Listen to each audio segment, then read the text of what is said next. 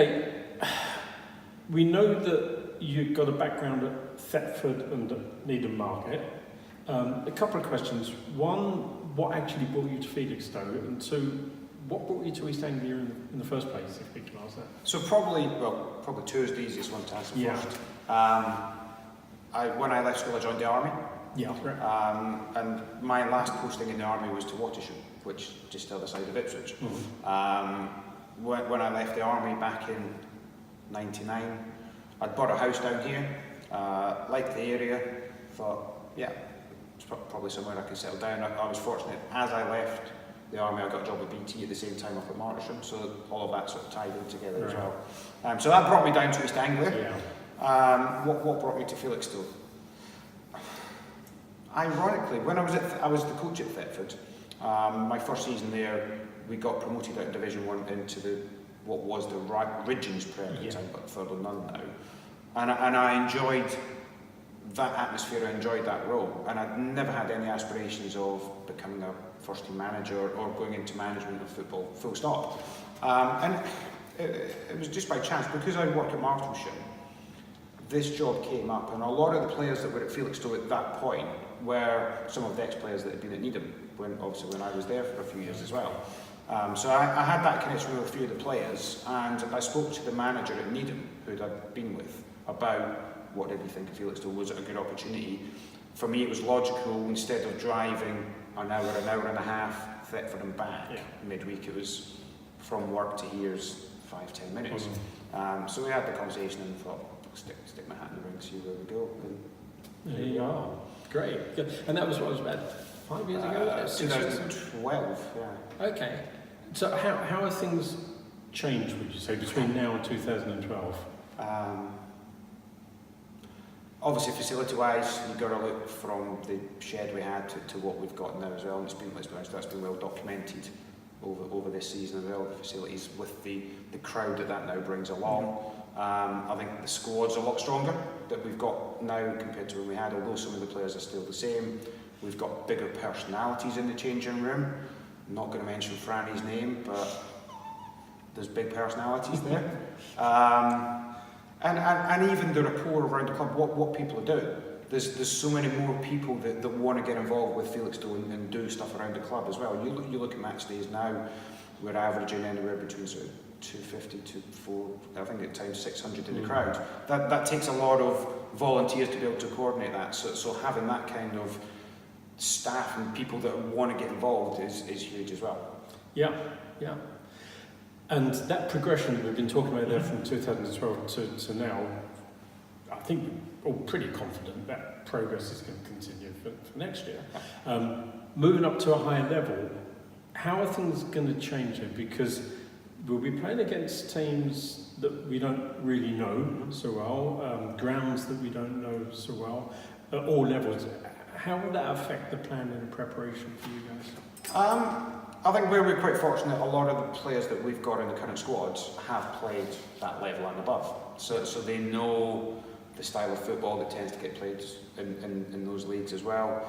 I think planning-wise for us, there's going to be a lot more homework that we'll have to do, because whereas Thurlow, Nunn, we've played a lot of these teams for many years, so we know the facilities, we know the squads, we know the styles of play. Yeah. In essence, next season is going to be an unknown for us.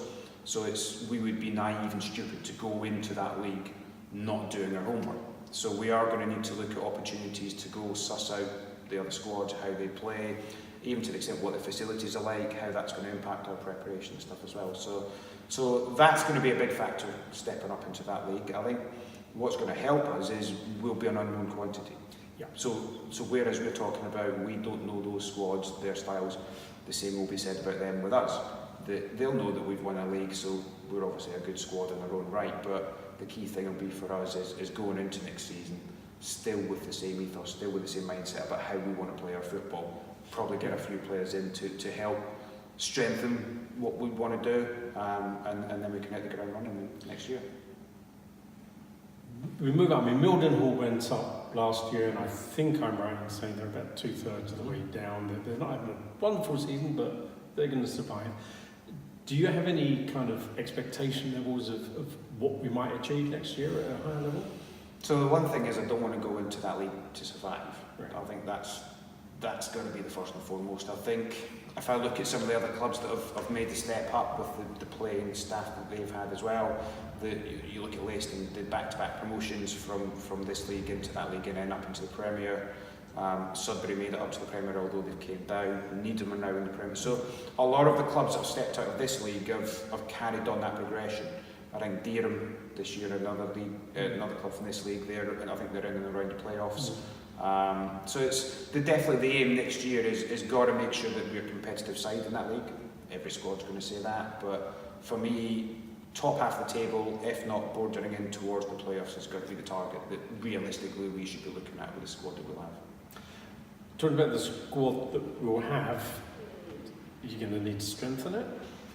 I think it naturally happens every season. Yep. I think we've got a very strong squad at the moment, and that's why we are where we're at in this league. I think that there may be some players that making a step up might not be right for them for personal reasons, this, that and the other. There might be other players out there that, because we're going to the Bostik, opens up a different catchment for us now as well, of players that would be interested to come to the club. So there is always going to be a natural element of players leave, players go, new players come in, but do we need to strengthen particular areas at the moment? There's nothing that's burning that says that's where we've struggled all season this year. Okay. It seems to be the case in lots of, let's say, non-league sides that you have a system of joint managers or joint coaches compared to the Premiership and Championship and so on. Personally, I'm quite fascinated about how that works. Lots of people are. Yeah, I mean, it seems that it does. Yeah, definitely. And I think, ironically, when I first came to the club in 2012, was as a joint manager. And the person I joined the club with at that time probably did something he shouldn't have done as a couple of months into the season, so he was removed from the club and I took sole charge at that point. And then obviously get Watty in. How does a joint manager bit work? Obviously I know there's a camera on me, so I need to be careful what I say on some of this, but I think the key bit is we trust each other. We've got confidence in what each other's going to do, and it's great having someone to bounce ideas off as well. And it's never one's right, one's wrong. I think everything we've had over the 3 years we've been together is we came up with a joint decision. So we've never walked away thinking he was right, he was wrong, anything like that. So when you're on the touchline and a thought process is going through your mind of, I need to bring this player off and put that one on, how does that work? You just bounce the idea off each other? And again, you'll see us quite often on the dugout. We'll talk to each other as the game's going on about potential substitutions we need to make, any change in the tactics we need to do, things that aren't going well.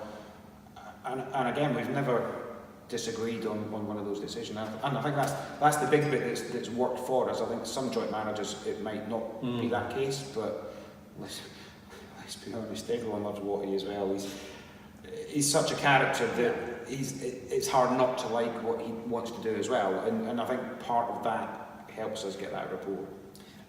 I mean, to me, as somebody relatively new to the club, it looks like the two of you bounce off each other. You complement each other really, really well. I think. Yeah. You've got Watty being Watty and Kevin. I sit in the background and watch, and he likes to be quite vocal. Yeah, but it works. But if it works, yeah, definitely. That's great. One thing that I am sort of a bit intrigued about is the work that you put into the club. So you've got training sessions, correct me if I'm wrong, on Tuesdays and Thursdays, and then you've got the matches, and I know this season, with 2014, there's been lots of midweek games and so on. And you work, and you've got a family, and I ask this question to everybody, and everyone says, oh, well, I just juggle it. But how do you juggle it? Badly, probably at times. Really? Do you think? I think it is a balancing act. I think I'm fortunate in the role I do at BT. I've got a lot of flexibility with my working hours. Right. So things like Fakenham last night away, I was able to leave work early to allow me to go there, to be there in enough time. But I know then on another day where I've got no football commitments, I might do a little bit more work for BT. So that side of it works quite well for me. I think where I'm really fortunate is the wife Sharon. She enjoys her football as well, so she comes to a lot of the games when she can, when we haven't got the grandson, and that makes a big difference. Because she's here, it's not I'm leaving on their own for a day so I can go do football. This is something that we come and do together. And then obviously after the game's finished, she likes to take great delight in telling me what was wrong and where we need to improve and stuff. Yeah. So that helps a little. Yeah, sure. For various jobs that I've had in my life, in interviews, you're often asked that question, where do you expect to be in 5 years' time? You think, I don't want a silly question, I can't answer that. So I'm going to ask you. Anyway, the club 5 years from now, any ideas? I think if you were to ask the chairman, he'd probably say Football League. Right. But where do I see myself in 5 years? I haven't even thought about 5 months at the moment. Okay.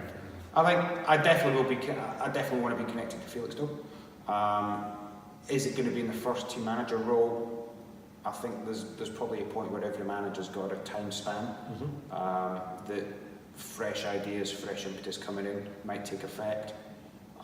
I'm not saying that's going to be anytime soon, but I think if we're talking sort of 5 years down the line, that might be the case. That if the club are carrying on looking to progress up the leagues, that becomes a point where you have to look at the personnel that's going to help drive that as well. So Yeah.